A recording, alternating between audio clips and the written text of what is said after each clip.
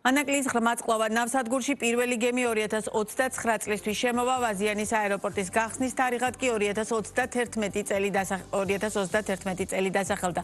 საქართველოს რკინიგზა კი ახალი ლოკომოტივების შესყიდვას გეგმავს. ეს მიმდინარე და სამალო პროექტების არასრული ჩამონათვალია, რომელზეც აბრეშუმის გზის ფორუმის ფარგლებში იმსჯელეს, სადაც პანელური დისკუსია, ინფრასტრუქტურული პროექტები საქართველოს მეტი დაკავშირებადობისთვის გაიმართა. უფრო მეც ამ თემაზე მარი მელიქიშვილი გვეტყვის.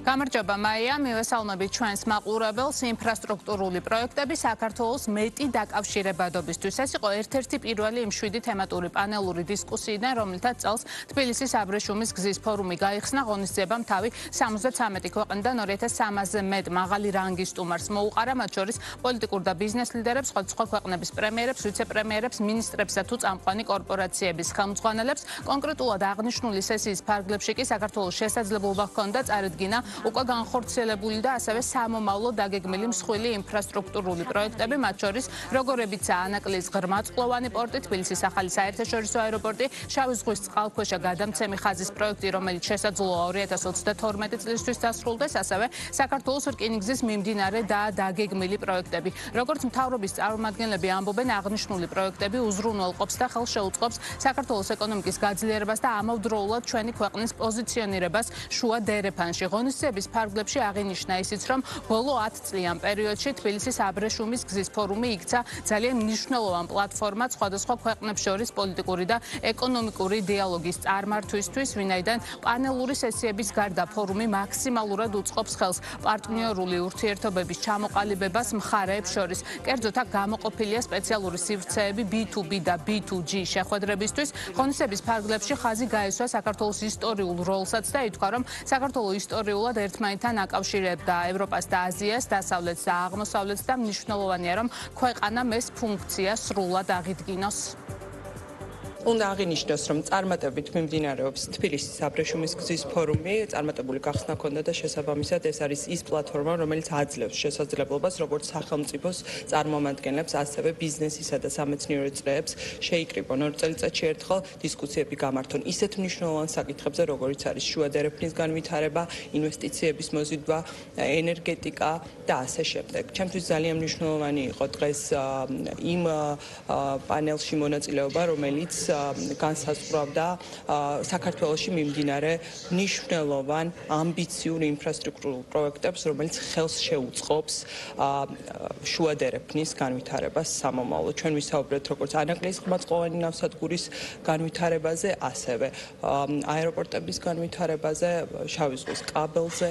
ყურადღება მინდა გავამახვილო ორ მთავარ პროექტზე, რომელიც უკვე დავასრულეთ. პირველი გახლავთ საქართველოს რკინიგზის მოდერნიზაციის პროექტი. მეორე კი ბაქო-თბილისი-ყარსის რკინიგზის პროექტი. პირველი პროექტის ფარგლებში დაახლოებით 10 ხიდი, 6 გვირაბი ავაშენეთ. მათ შორის ერთ-ერთი ყველაზე გრძელი გვირაბი 8 კილომეტრს აღემატება. რაც შეეხება მეორე პროექტს, ის ძალიან მნიშვნელოვანი პროექტია რეგიონულ ჭრილში, ვინაიდან რეგიონისთვის ახალ კავშირებს უყრის საფუძველს. აღნიშნული პროექტი ასევე ითვალისწინებს ახალ ტერმინალს ახალქალაქში, რომელიც იქნება დამაკავშირებელი სექცია ცალკეული ოპერაციების შესასრულებლად. საბოლოო ჯამში ეს ორივე პროექტი გვეხმარება იმაში, რომ გავაფართოოთ ჩვენი შესაძლებლობები და გავზარდოთ მოცულობები. საქართველოს აეროპორტებში, როგორც მგზავრთ ნაკადის, ისე სატვირთო გადაზიდვების კუთხით მნიშვნელოვანი ზრდა გვაქვს. დღევანდელი მონაცემები ჩვენი აეროპორტებიდან საერთაშორისო ფრენები ხორციელდება დაახლოებით 40 ქვეყნის ჯამში 122 მიმართულებით. საქართველოში ოპერირებს 80-მდე ავიაკომპანია და მათი რიცხვი დღითი დღე მზარდია. ჩვენი სამივე საერთაშორისო აეროპორტი ოპერირებს 24 საათის განმავლობაში და ეს დატვირთვა სტატისტიკებზეც აისახება.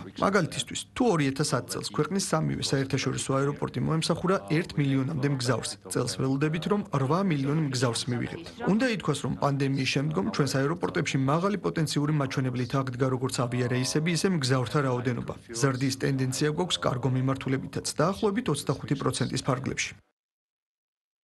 როგორც თავში გითხარით, პანელური დისკუსიის ფარგლებში, რომელიც ინფრასტრუქტურულ პროექტებს ეძღვნებოდა, კონკრეტული ვადებით დასახელდა, თუ როდის დასრულდება ესე თუ ის მნიშვნელოვანი პროექტი. მაგალითად, აბრეშუმის გზის ფორუმის ფარგლებში ცნობილი გახდა, რომ ანაკლიის ღრმაწყლოვანი პორტი პირველ გემს 2029 წლისთვის მიიღებს. საკითხზე ეკონომიკის მინისტრის მოადგილემ თამარ იოსელიანმა ისაუბრა. მისი თქმით, ანაკლიის საზღვაო პორტის მახლობლად იქნება საჭირო ინფრასტრუქტურა შექმნილი და ყურადღება მიექცევა ინოვაციების დანერგვას იმის მიხედვით, თუ რას მოითხოვს სამუშაო რეჟიმი.